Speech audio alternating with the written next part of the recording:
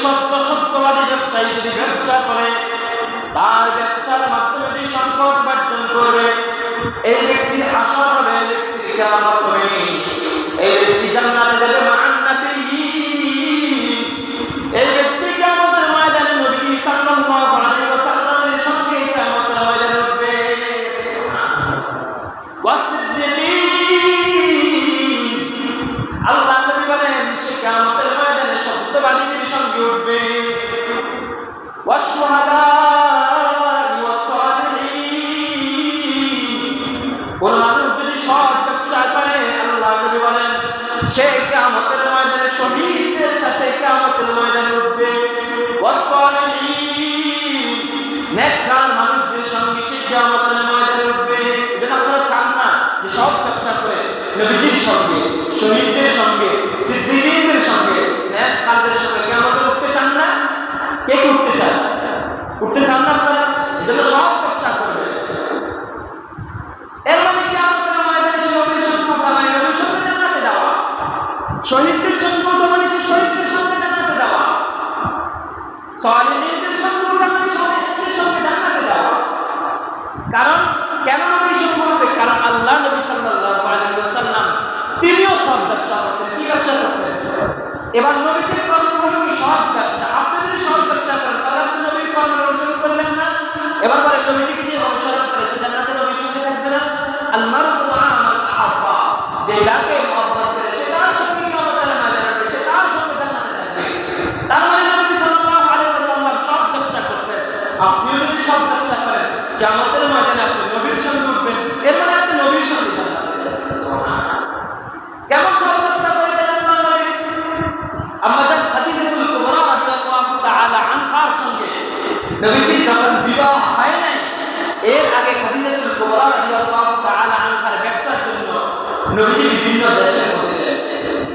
তো খাদিজাতুল কুবরা রাদিয়াল্লাহু তাআলা আনহা নবীজির সঙ্গে ইনার একজন কর্মচারীকে দিয়েছেন যে তুমিও তার সঙ্গে যাও। আল্লাহ নবী সাল্লাল্লাহু আলাইহি ওয়াসাল্লাম ব্যবসা করে এসে খাদিজাতুল কুবরার কাছে, যেই পণ্যের ব্যবসা করছেন খাদিজাতুল কুবরার কাছে সব ব্যবসায়িক মালামাল পৌঁছাইছেন। আবার খাদিজাতুল কুবরার কাছে নবীজি সাল্লাল্লাহু আলাইহি ওয়াসাল্লাম বিপুল পরিমাণে লাভ্যাংশ দেখাইছেন। হযরত খাদিজাতুল কুবরা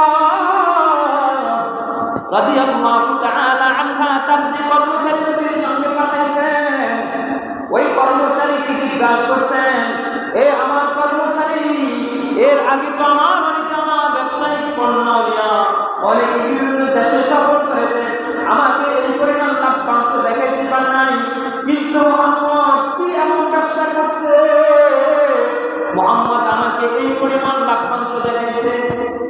এক কর্মচারী বলো, মুহাম্মদ কি এমন ব্যবসা করছে যে ব্যবসার মধ্যে আমার কাছে দিয়েছে, আবার বিপুল পরিমাণের লাভ্যাংশের একটা অংশ আমার হাতে পৌঁছাইছে? কি ব্যবসা? কর্মচারীটা ডাক দিয়ে আল্লাহর খাদিজাতুল কুবরা,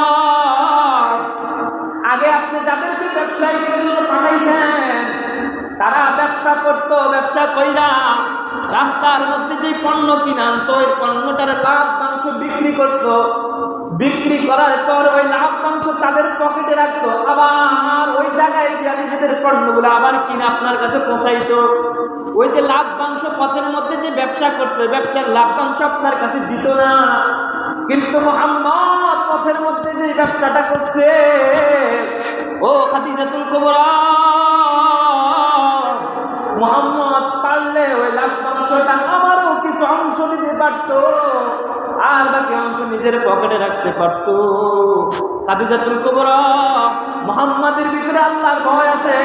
সত্য ব্যবসায়ী মুহাম্মদ পথের মধ্যে যে লাভ্যাংশ হয়েছে ওই লাভ্যাংশ আপনার কাছে পৌঁছাইছে, আর বাকি যে সম্পদ আবার কিনে আপনার কাছে পৌঁছাইছে। ও খাদিজাতুল কুবরা, মুহাম্মদ সত্য ব্যবসায়ী, মুহাম্মদ সত্য ব্যবসা করেন। হ্যাঁ, আগের কার আমাদের সমাজের মধ্যে দেখা যায়।